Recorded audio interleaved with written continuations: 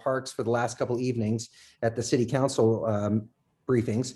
So the other thing that is a little bit more in tune with what BOMA does is Marco is one of the people that has helped implement the PACE program. So if you're in the city of Las Vegas and you want to do any energy efficiency improvements, there's a way that you can actually do that with property assessed clean energy financing programs. He's also a professional development officer for the Nevada chapter of American Planning Association. And welcome, Marco. Yay. All right, so. Thank you, Dave. You can't hear the applause, Marco. It would be there. This is a rowdy crowd when it comes to meetings. So our next individual, I probably known the least amount of time out of the panel, but I've known of her for quite some time, is Jennifer Taylor. Now, Jennifer's an attorney and she works with the Nevada Governor's Office of Energy. Prior to working with the Nevada Governor's Office of Energy, she was working basically as a vice chair for programs to get PACE allowable in the state of Nevada. So without Jennifer doing some of that early work, Marco and the city wouldn't have been able to kind of do the work that they were able to do on a city level. She's also been on the city manager's energy advisory committee. She was a past director for the Clean Energy Project. And one of the most interesting facts that I found out about Jennifer was she actually represented Nevadans in one of the largest groundwater contamination lawsuits, trying to help people get recovery. So welcome, Jennifer. Thank you, Dave. All right. So did you hear the applause? I'm trying. I don't know if it's working or not. We'll see. All right. And then the last individual is the person that I've probably worked with on an ongoing basis over the last 6-8 years the most. She is a lead green associate. She's also a GPRO certified, which is Green Building and Sustainable Practices. She is an energy program manager at the Nevada Governor's Office of Energy. And what her job is to basically advance energy policies, as well as to put in programs to reduce carbon emissions. She's involved more on the what they call the wonky side of codes and such, which the rest of the panel and I can appreciate for sure. She's been involved with the IECC, which is code development and implementation programs, and she represents Nevada for the U.S. Climate Alliance Group. She's got 20 years of experience in construction, both in residential and commercial. And fun fact, she's probably given out more money to most of our clients through these tax abatement programs than any other entity that we know of. So thank you, Robin, for all of those incentives, all of those programs, and most of all, for all the education programs that you guys do to try to make people aware. Thanks, Dave. Happy to be here. So what we want to do is let's just start on the state level. Jennifer, Robin, if you could kind of tag team this. I know Jennifer's going to do the presenting and Robin's going to answer the technical questions. So Jennifer, if you can just start from the top, I'm going to go ahead and turn it over to you and take it away. Tell us about what the state's doing.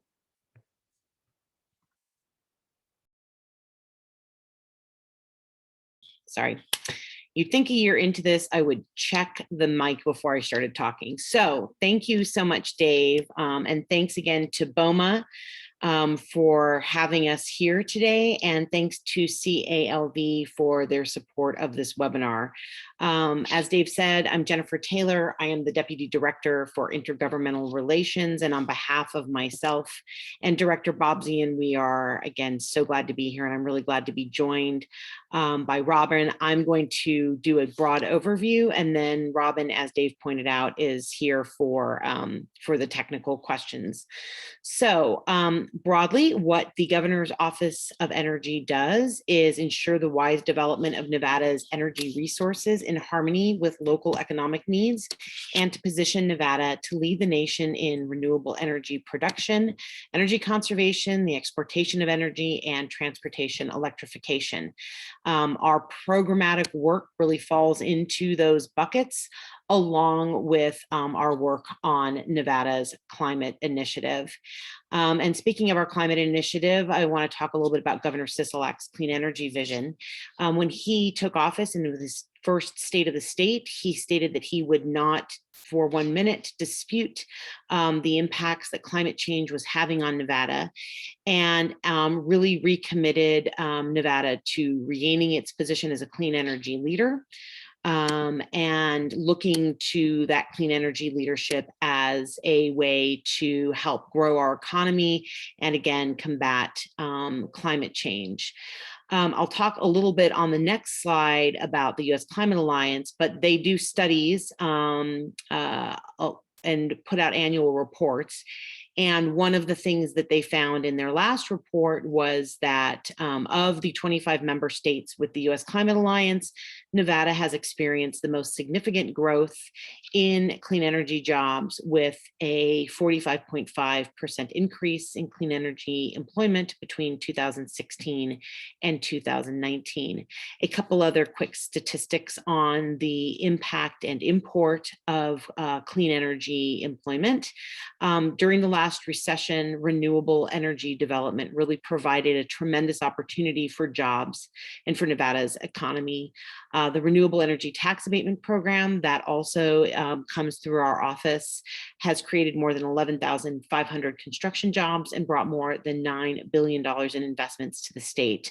And then one final note, Nevada's clean energy sector has driven economic diversification statewide, leading to a nationwide leading annual growth of over 34% in clean energy jobs from 2017 to 2018, for a total of 32,311 clean energy jobs in Nevada. So let's talk a little bit about the climate initiative and how it came about. So next slide. Thank you. 2019 was a big year for climate in Nevada. The first thing was that Nevada in March of 2019 joined the U.S. Climate Alliance, which I mentioned.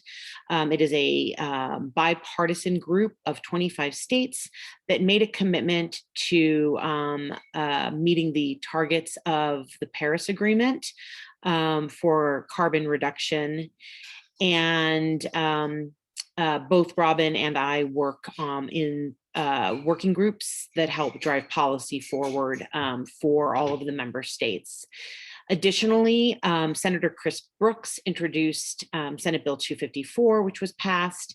And what that bill does was set additional statutory targets for the state that I'll cover in a minute. And then the governor executed Executive Order 2019-22, which directed state agencies in a whole of government type of approach to develop Nevada's first climate strategy.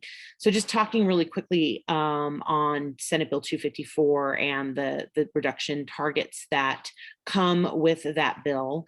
It directed the Nevada Division of Environmental Protection to develop an annual greenhouse gas emissions inventory for all major sectors of our economy, including electricity generation, transportation, the built environment, agriculture, and other sectors.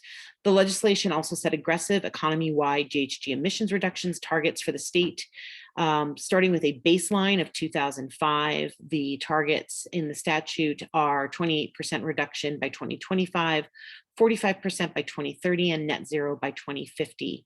What we've seen over the past 2 years as NDEP has released its GHG reports is that under current policies and based on best available data, Nevada is on track to reduce its emissions economy-wide, but would fall short in 2025 by 4% of the goal and by 19% of the 2030 goal. So we would hit 26% reductions by 2030 and then 24% reductions by 2050. And so just quickly again to note, all of this led up to the governor's executive order directing the development of a state climate strategy. And in looking at, you can find the climate strategy at climateaction.nv.gov. And everything that was done for the climate strategy was done again with a whole of government approach, looking at policies through the lens of GHG emission reduction potential, climate justice, budgetary and economic implications, opportunities for economic recovery, and then finally implementation feasibility. So one of the sectors that was examined in the climate strategy was the built environment. And what it did was took a look at some of the key policies that can support reduction of emissions from the built environment, including, as you see on the screen, replacing, capturing, and recycling ozone depleting substance substitutes, efficiency in our appliances and equipment, expanding the PACE program that Dave mentioned, and introducing Marco, and then looking at net zero building goals. Part of the reason that this is so important is that GHG emissions from the residential and commercial sectors are associated with the combustion of fossil fuels by those entities. This is the slide where there's lots of numbers. And I was an English major before I went to law school, so numbers trip me up sometimes. So emissions in 2016 totaled 4.578 million metric tons of carbon dioxide equivalent and accounted for 10% of the state's total GHG emissions. They're projected to be 4.717 million metric tons of CO2 equivalent by 2039, which is an increase of 0.139 above 2016 levels. Residential and commercial sectors emissions are predominantly carbon dioxide, with some smaller amount being methane and nitrous oxide.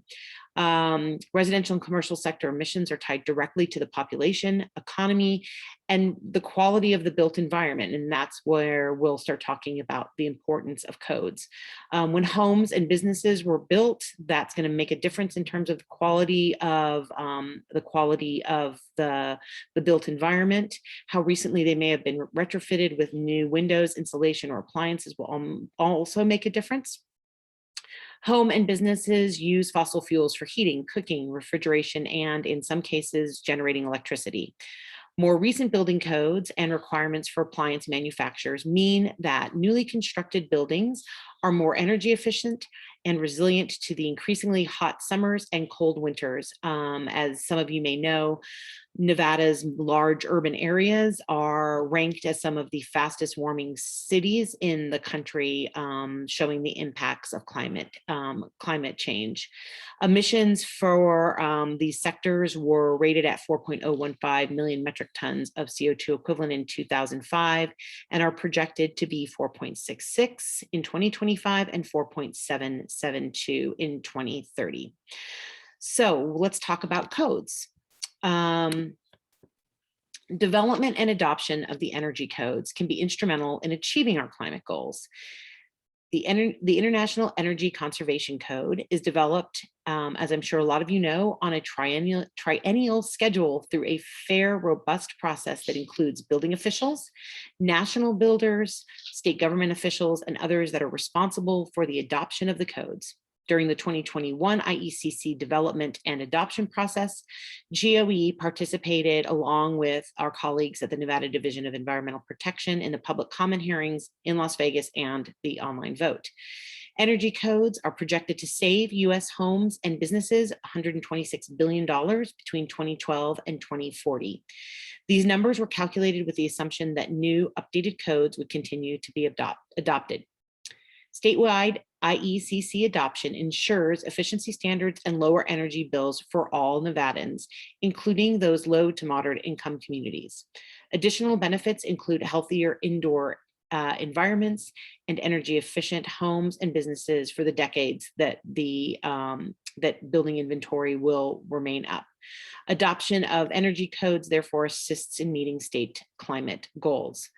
The adoption of the IECC is expected to have a positive impact on low and middle income communities, communities of color, indigenous peoples, and other vulnerable populations.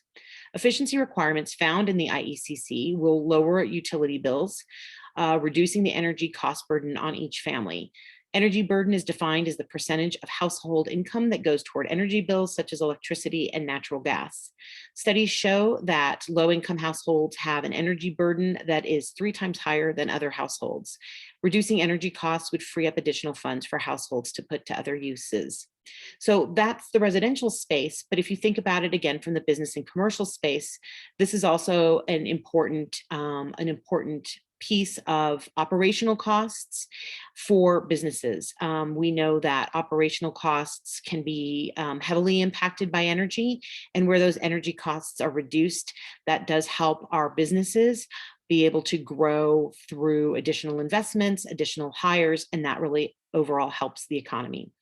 Adopting the IECC may also have the additional benefit of creating healthier indoor environments by creating new construction and renovations to include efficient insulation, weatherization, and HVAC systems. The code may lead to improved air quality and in turn, fewer health issues. Again, looking at this from the perspective of businesses, better indoor air could result in fewer respiratory issues for employees, fewer missed work days, and overall better operational efficiency for those businesses. Renters may benefit the most from these codes, though, as that group generally does not get to make upgrades or repairs to their rented units. It's therefore dependent on the existing quality of the new construction or on the building owner to perform renovations in a certain manner. Aging apartment buildings are likely to require renovation and repairs that would trigger IECC requirements. In addition, new build affordable housing is often in the form of apartment buildings. But this is also expected, again, to benefit homeowners acquiring newly built housing. And it may include affordable single-family housing and housing constructed using loans from the U.S. Department of Agriculture's Rural Development divisions or similar types of funding. So a little bit more drill down on greenhouse gas implications. This chart shows you some of the quantifying greenhouse gas reductions through the adoption and implementation of the IECC. The 2021 IEC has not been implemented yet. However, previous determinations have concluded that a 5.1 savings in the 2018 IECC over the 2015 IECC was achieved. Based on the Environmental Protection Agency's AVERT tool, adopting the IECC every 3 years has allowed Nevada to avoid 102,412 pounds of sulfur dioxide, 107,840 pounds of nitrogen dioxide, and 137,570 tons of CO2, and finally, 18,582 pounds of particulate matter. Energy codes are adopted by GOE as they are issued. So our statutory construct requires us to adopt the most recently published version of the IECC. Each iteration of the IECC increases the efficiency of newly constructed buildings. 2018, GOE adopted the 2018 IECC as well as ASHRAE 90.1-2016 as Nevada's base energy code. Local jurisdictions followed suit, and the largest populated areas in the state have adopted both the 2018 IECC and the ASHRAE 90.1-2016 as their base code for new construction, which is 16% more efficient than the baseline standard. The 2021 IECC will be adopted upon publication and will be 10% more efficient than the 2018 IECC, effectively making the 2021 IECC 26% more efficient than the 2012 IECC. Adoption of the new IECC, as published every 3 years, will continually require higher efficiency buildings in the state, and GOE will continue to adopt the IECC on this cycle. As the codes evolve, the savings realized each cycle will also continue to increase. And on this slide, you can see some of the timeframes for adoption of 2018. So looking at the codes and the years and who adopts, this slide I think is really interesting. You get the pie chart shows you the percentage of jurisdictions that have adopted the 2018 IECC. It's only 47% of the jurisdiction if you just count them by the numbers. However, the chart on the right shows that 47% of Nevada's jurisdictions represent 96.5% of the population being covered by the 2018 IECC. And the next slide will show you a little bit more about how that's broken down. This is a really great map that shows the IECC codes adopted across Nevada by year. While some jurisdictions, only a few, don't have energy codes at all, a large portion of the state has again adopted 2018 as mentioned on the previous slide. And you can see within within this map, both county adoption and city adoption. So for example, in Clark County, every jurisdiction except for Mesquite has adopted 2018. And then if you go to White Pine County, you'll see the county is on 2009, but Ely, the city itself, has adopted 2018. Part of the reason for that differential are some of the challenges that local governments have in adopting codes. And the climate strategy recognizes some of those challenges. Local jurisdictions are impacted much more heavily than the state in adopting every 3 years of the IECC. They not only have to adopt the IECC, but they would also adopt the entire family of I-codes. And every adoption cycle requires training of staff prior to the final adoption to ensure proper implementation and enforcement of the codes. This requires funding, which can also vary by jurisdictions, and it also requires a significant amount of staff time. Some examples of local jurisdiction plans include, according to Clark County's all-in plan, they are looking at 34% of greenhouse gas emissions coming from their built environment. County projects are currently expected to meet or exceed one of 3 options, either 20% improvement over the 2018 IECC section C401.2, LEED Silver or Site Silver, although actual certifications are not required. Some of the relative goals for Clark County is to reduce energy consumption in county buildings and operations, promote policies and programs that improve energy efficiency in residential and commercial buildings. I also had a note in here about the Las Vegas 2050 master plan, but you've got Marco on, and I will let him cover all of it in the amazing detail that I know he will bring. And it's a fantastic plan for moving the city forward. So the future for IECC in Nevada. Again, back to that prior slide, we talked about the adoption of the 2021 IECC and that it will be 10% more efficient than 2018. GOE is in the process of completing that adoption. And while GOE understands that local adoption will most likely occur in 2024, we are reviewing the possibility of adopting appendices that could provide a framework for local governments to adopt provisions that help meet city and county climate goals. With the adoption of the 2021 IECC, GOE will coordinate training sessions across the state on the significant changes between 2018 and 2021. And then finally, GOE is researching available resources to provide state-level coordination for all local jurisdictions to continue adoption to ensure collaboration and continuity at the local level across the state. And then finally, it is legislative session time. So I wanted to just highlight a few of these for you of what's going on up in Carson City. We've got Senate Bill 150, which talks about tiny homes, setting certain requirements for a tiny house and a tiny house park, and requiring the government body of a city or county to authorize tiny houses in certain zoning districts. We have Senate Bill 283, which is a PACE bill, which authorizes a municipality to create a district for certain qualified improvement projects, setting forth the requirements for creating those districts and authorizing certain financing to pay for qualified improvement projects in those districts. And that would be an update from legislation that was brought forward in 2017 and that Dave mentioned at the beginning of this webinar. Additionally, there's a few other bill draft requests that have not become bills yet, but that are being tracked relative to the climate strategy, including a bill from Senator Brooks that would be a significant infrastructure investment in electric vehicles. It would require NV Energy to spend more than $100 million over the next 3 years to construct charging stations statewide. Many of the provisions that are expected would echo the Nevada climate strategy, including the massive charging station infrastructure.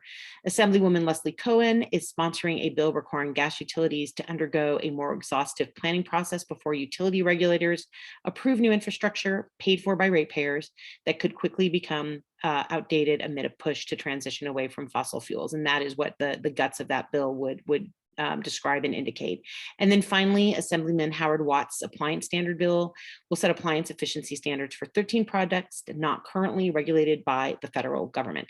And I see that Dave is on, so I'm thinking that means it's hook time. So Robin and I are here for any questions, and thank you again so very much for the time and for letting us be part of your afternoon.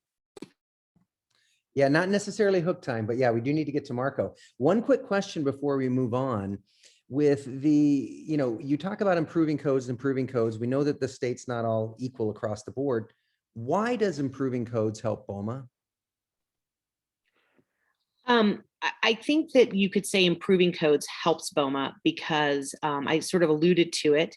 It helps with those ultimate operational costs for businesses. It helps you be able to ensure you've got the best building for your clients, for your employees. And it really helps show BOMA's leadership in moving forward with efficient and innovative buildings. And, again, just going back, I think the big highlight for why it helps BOMA is those operational cost savings. When I was at CEP, which is where I met Dave, we talked a lot, the goal of Clean Energy Project was really to talk about the economic benefits around clean energy, and that included energy efficiency. And I did a lot of meetings, interviews, engagement with with small businesses in particular. And they all said that was their number one operational cost, was energy costs.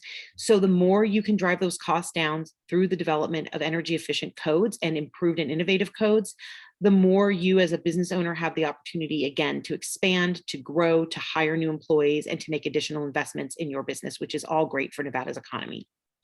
Absolutely, absolutely. And speaking of wonderful things that are happening in buildings, Marco's been involved with quite a few projects with the city, but today he's going to talk a little bit more about the master plan. And go ahead, Marco, take it away.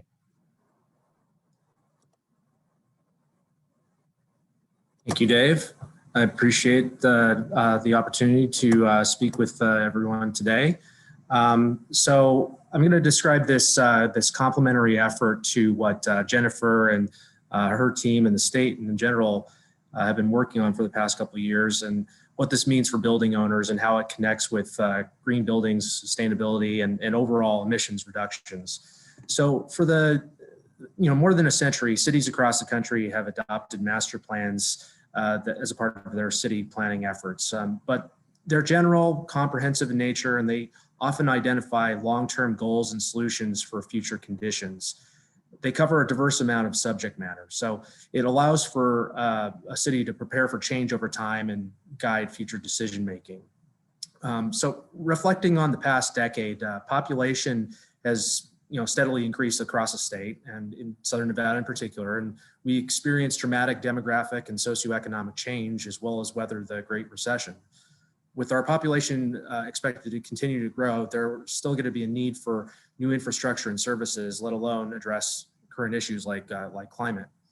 In 2017, our city council formally adopted a resolution that directed us to develop a new master plan, replacing the current one that's in effect, which is the 2020 plan. We would retain Smith Group and their team to assist us in the plan's development. So almost 2 years ago to the day, we had a lot of community outreach, and that lasted through much of 2019. Our team collected a lot of information for the plan and conducted a widespread outreach at events throughout the valley, reaching about 6,000 people. We also used statistically significant surveys using Jeremy Aguero and applied analysis to help us out a little bit. And what we heard didn't surprise us. We consistently heard members of the community sharing their concerns, and they spanned the spectrum.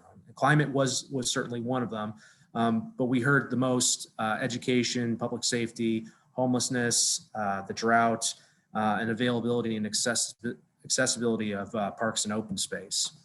So, many of these challenges are closely tied to growth, and that's continued to be projected to increase exponentially into the future to nearly 3 million in Southern Nevada, as estimated by local governments and UNLV. As we continued to conduct research for a certification program known as Lead for Cities, of which we are a certified Lead for City, we got a better idea of the data and issues we're confronting, as well as targets and metrics to aim for the long term, including for the environment, transportation, land use, energy, and quality of life. So in anticipation of more people moving to Las Vegas, the question then becomes, well, where and how will people live? And what things are we going to need to accommodate the 300,000 new residents we're projecting for the city of Las Vegas alone? We'd need hundreds of thousands of new homes, new police officers, new schools, new parks, and some of that is just within the city of Las Vegas itself.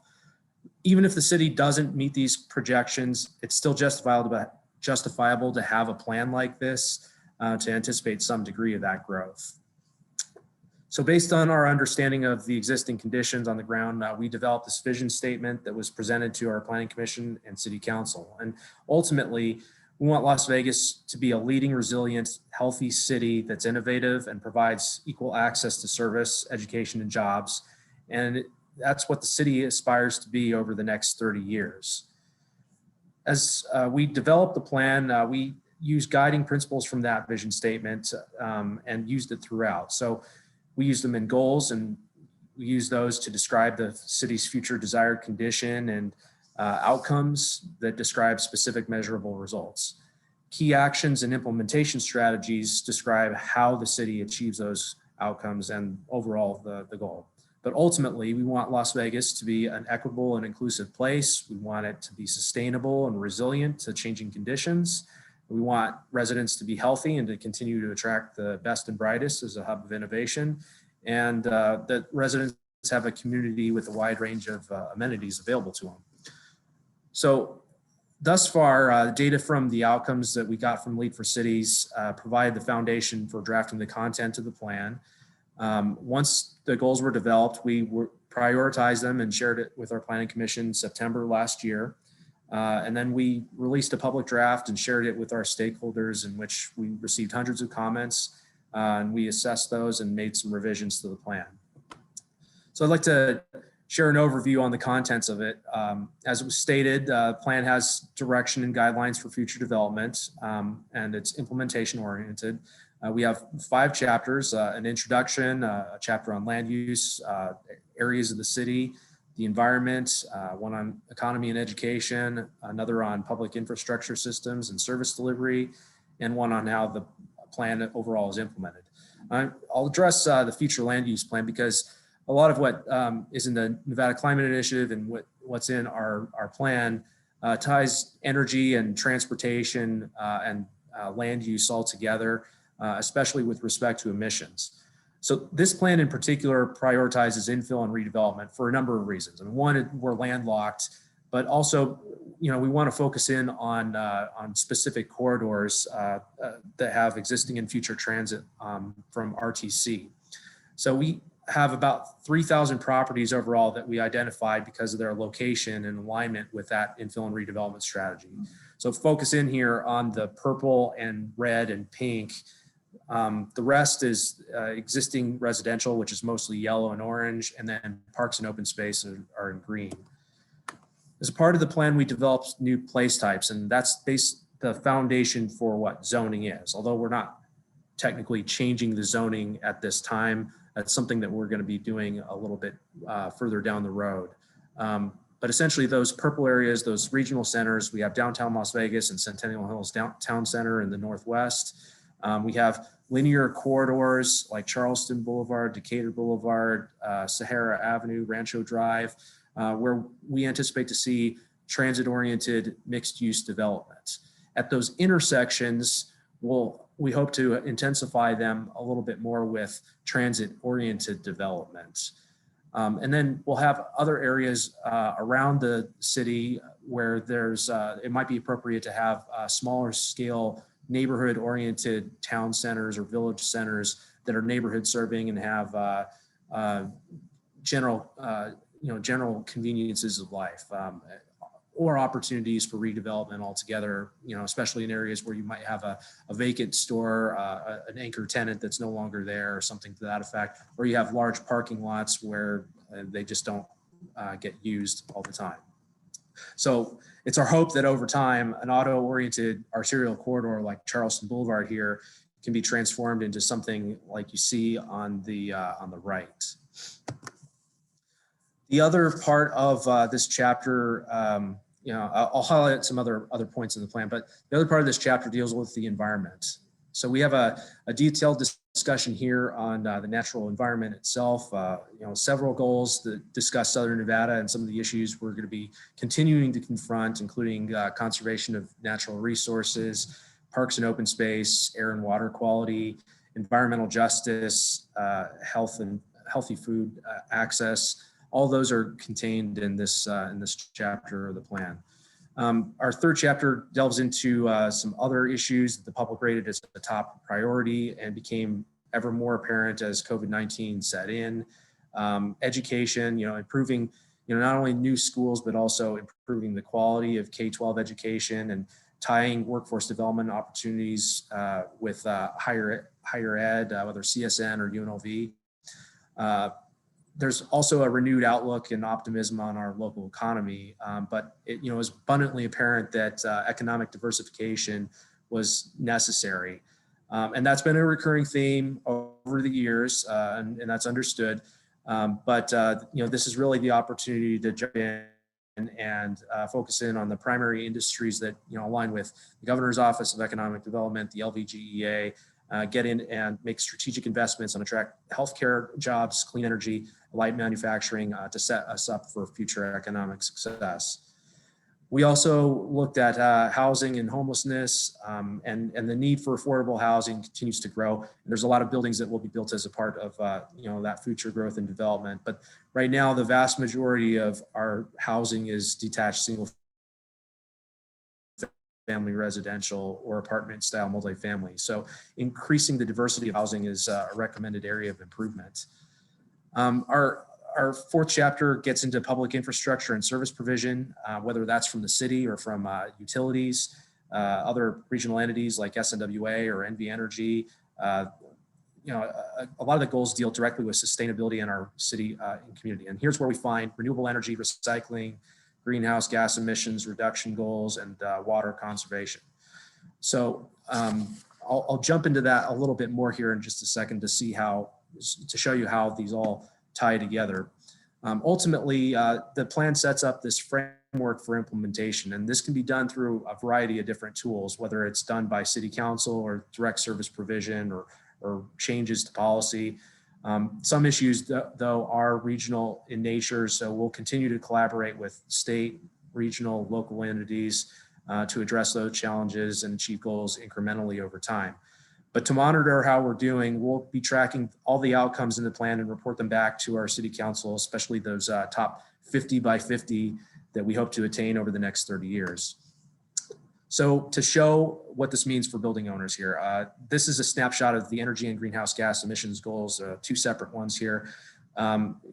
Throughout the plan, though, we highlight the opportunities and challenges that we as a city and a community are facing. But essentially here, building energy consumption has shifted over time, as well as the state's overall energy portfolio. And that's been a good thing. I mean, we've been, as Jennifer mentioned, we've been having this progressive adoption of energy codes. Green building and clean energy has translated into emissions reductions, as was reported in the Nevada Climate Initiative report. But looking regionally, we've noted that these efforts have to continue on, and which is why we're aligning the plan's outcomes and key actions to be consistent with these other state and regional efforts, as well as those of the utilities for every major building sector, as well as for transportation. The city itself, we've led on this for more than a decade, and we've reduced our energy consumption and emissions dramatically through doing a PPA to make sure 100% of our retail load uses renewable energy. We do have 6 megawatts of installed solar. We have LED street lighting through about 90% of the city now, as well as LEED certified buildings, including City Hall and the project that Dave has been working on, our muni court across the street. Again, we want to do this in a way that's equitable, resilient, health-oriented, and innovative to ensure we're improving quality of life for people. There's a number of strategies to get us there. And again, that goes back to doing capital improvements, doing direct outreach to people, making policy changes, but we're already pursuing a number of them, whether that's related to renewables or energy efficiency or some innovative technologies that are in between. As an example of that, and we've already, that we're already ahead on quite a bit is CPACE, which we have implemented. We've collaborated with again, the Governor's Office of Energy on this and City of Reno. This financing program really is for clean energy improvements that stay with the property and is very similar to a special improvement district. So if there's anybody who is interested in this, please contact me or go to vegascpace.com and talk with our program administrator, SRS, who implements the programs throughout the state of Nevada. So real quickly, what's next? Our Planning Commission is scheduled to hear the adoption of the plan officially on April 13th. You might have already gotten a certified mailing from me if you are one of those properties.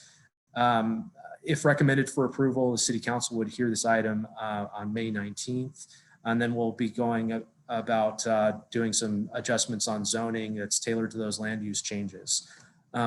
You can find out more information about this plan, as well as all the other climate-oriented goals, things that we're doing with transportation and land use and reducing energy and emissions at masterplan.vegas. And we did have our neighborhood meetings recorded, so they're there as well. And if there's any other information, please email us at masterplan@lasvegasnevada.gov. And with that, I will turn it back over.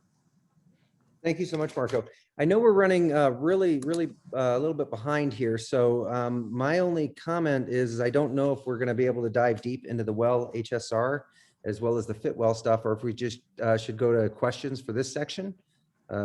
Terry, Chris, give me a little heads up, or you want me to just continue plowing through? Looks like we still have participants. All right. Well, without hearing anything, I will go ahead and start with the next part. So they may pull the hook on me at any point in time. So I just wanted to give you the heads up. What I just wanted to talk briefly about is when we reopen, there's a lot of questions that our tenants, that the occupants are going to have. And it's just great to be aware of what opportunities there are to educate your clients and to give them a little bit more of a positive environment. So both WELL, HSR, and Fitwell Viral are certification programs that are basically green building programs that developed a specific viral certification process dealing with health and wellness during this pandemic. They were already working on certain facets of it, both organizations, but as soon as we closed the world down, that's when they said, you know what, we've really got to crank these up. Now, just to give you a background, WELL is a rating that is all about the health and the safety and the occupant's environment. Within a built environment. So it starts with air testing, goes to water. If you have food on site, it deals with food. It also deals with walkability.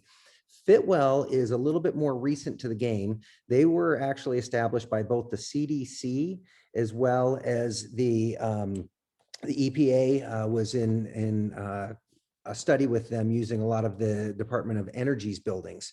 And what they did is they developed this program because they realized that WELL had a good safety covering, but a lot of the programs with WELL are a lot easier to implement with a new building versus an existing building. So Fitwell came along and specifically concentrated on the built environment that was already existing. So as far as hang on a sec, next slide, it's not going, there we go. So the reason that people do these things are, it's to give a peace of mind, to make sure that there's no liability on behalf of the building owner, that you're doing everything possible to make sure that the occupants feel safe, feel healthy, feel like you care about them coming to work and working in your environment. It also talks about resilience, and it talks about making sure that, the goal of this is making people feel comfortable in wanting to work. So, that's the whole program. Now, when you're dealing with timeframes, I know that a lot of times people talk about green building certifications taking way too long. They realize the immediacy and the fact that you may get notified tomorrow that your building needs to open in 2 or 3 weeks. So with these programs, they are all policy based. There's no on-site assessment, but you do have to have the required documentation in place. And they typically take about 2 to 4 weeks, both the WELL and the Fitwell programs. As far as the requirements, Well breaks it down a little bit in more detailed topically, but both programs cover the same thing. Well breaks it down with the cleaning and the sanitization procedures. So you really got to embrace your janitorial organizations as well as your on-site cleaning team, making sure that you have sanitation stations, you have signage. They want to make sure that you have the emergency preparedness programs as well as health service resources. So yeah, you do want to have sick policies and time off policies for people to become well if they do get sick. There's also air and water quality management, and that is an ongoing process. And then there's stakeholder engagement and communication. So they get a little bit more detailed in their topics, so to speak. Whereas Fitwell, when you go into Fitwell, they want to enhance the indoor environment. Well, how do you enhance the indoor environment? You have to establish indoor air quality. You have to establish water quality. You need to have testing and monitoring in place. And you also have to have the cleaning and the disinfecting, as well as a maintenance policy in place to make sure that all of your not only your cleaning and sanitizing is in place, but your air filter changes, things like that are in place. They also want to encourage behavioral change. Behavioral change is basically establishing a plan to make sure that you have hygiene stations. One, establishing a personal protective equipment guidelines and providing that possibly to the occupants, especially in the lobby area for visitors. Making that you have support hand hygiene, so a lot of signage going in and out of the bathrooms. Also making sure that you have touch-free. They want to make sure that you have a lot of promotional signage for health awareness throughout. So it's not just having policies. They want to make sure that you're engaging and that you're engaging everybody that comes on site, even if they may not be able to read your corporate policies. Establish a specialized health programming and services plan. And that's when you definitely have support groups and things like that. And then as far as building occupant trust, that would be having an outbreak plan, making sure that you have a stakeholder collaboration plan, communication plan to make sure that not only emergency communications, but just ongoing regular communications are distributed. And that you also have a paid sick leave policy, as well as a family support policy for in case somebody does get sick and the primary wage earner might have to actually come back home and take care of that person. As far as costs, the costs are very similar. One thing that I can say is typically some of the items that are required for well are a little bit more costly overall as far as building improvements. But when you start looking at these programs, they're both policy driven. They're both using a lot of programs that you are already using as far as communication with your tenants and making sure that your tenants are aware of all of the amenities and services that are provided by your organizations. And the most important commitment is just making that commitment to start the process. Just like anything else, anytime you get into a certification program, it's going to be a little bit harder than your average checklist, but the rewards are going to be that your tenants are going to feel a little bit safer, and you might even have an increase in people looking to lease your space. The other thing about both of these programs that I just want to finish on is whether you choose well certification or Fitwell Viral. This is the first step into both of those health organization certifications, and they give you a lot of resources to make sure that you can plan the process and you can be successful with the entire process.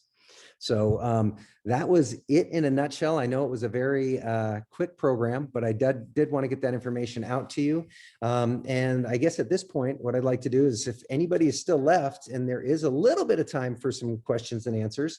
I know that we talked about the PACE program. Real quick, Marco, can you give us any example of somebody that's doing a PACE program within the city? Yeah, so we did have, we do have projects that can come in at any time. All they have to do is submit an application. It has to be commercial or industrial property or multifamily with more than 5 dwelling units. Any improvement that qualifies, that has a greater savings over the investment is essentially eligible for the financing, which is done through a third-party capital provider. And then they could even use that and then possibly an NV energy incentive to kind of couple it together to keep the costs a little bit more reduced, right? That's correct. We allow for any type of financing to be combined together, anything that can help make a project viable, whether it's a rebate or some other form of financing. Okay. And Robin or Jennifer, I know that there are currently some programs that are kind of being pushed out from the state. What do you guys see with this whole big, I know it's not the Green New Deal because it's not titled that, but on a federal level, do you guys see anything that's going to be coming out that might also incentivize existing building owners to do some improvements? Well, I'll start and then let Robin add on if I've missed anything. Right now, we are taking a look at the latest recovery plan to see if there's anything that's applicable in there. There is funding, not for business owners, but there is potentially some funding, depending on how State Department of Ed and the school districts decide that they want to utilize those funds for the integration of HVAC and ventilation upgrades. There is discussion around an infrastructure bill that we think would have an impact. But what we know is at the end of the day is that President Biden is committed to making really aggressive steps around energy efficiency upgrades to existing building stock. He's made commitments to make sure that that has an equity component so that our low and middle income members of our communities are not left behind. And we know that we're hoping that this is going to be an innovative and robust administration for purposes of tackling climate, carbon reductions, and really making sure we get to those sort of net zero targets in a number of sectors, including our built environment, which again, simply helps folks with those operational costs, comfort, and health. Fantastic. And I wish we had another hour because I've got a bunch more questions. So maybe we'll try to get BOMA to get us all together again one day. But at this point, I think we've already gone over the timeframes that we were allowed by about 10 minutes or so. So I don't see a lot of people dropping off yet, but let's go ahead and pass it back over to the team. And one thing I just want to impress is Marco is definitely available, as well as Robin and Jennifer. Jennifer's down here when she's not in session, and Robin is always available by email. So if you have any questions about these programs, reach out to me, reach out to Marco, Jennifer, Robin. Our goal is to make sure that the education gets out to everybody that wants it.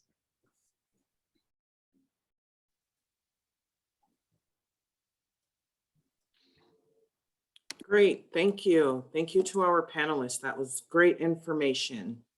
One thing before we go, if you have anything interesting that you would like to post on social media, be sure to tag us using I am BOMA Nevada, hashtag I am BOMA Nevada, and hashtag commercial PM. We also would like to be sure to check out our COVID-19 resource page at bomanevada.org, including the Property Managers Forum. Thank you everyone for attending our March virtual lunch. We look forward to seeing you next month for our virtual trade show. One last thing before we go, we are putting together our first in-person meeting. So please stand by and look forward to seeing some information on our first in-person meeting. Thank you, everyone. Have a safe and sane day.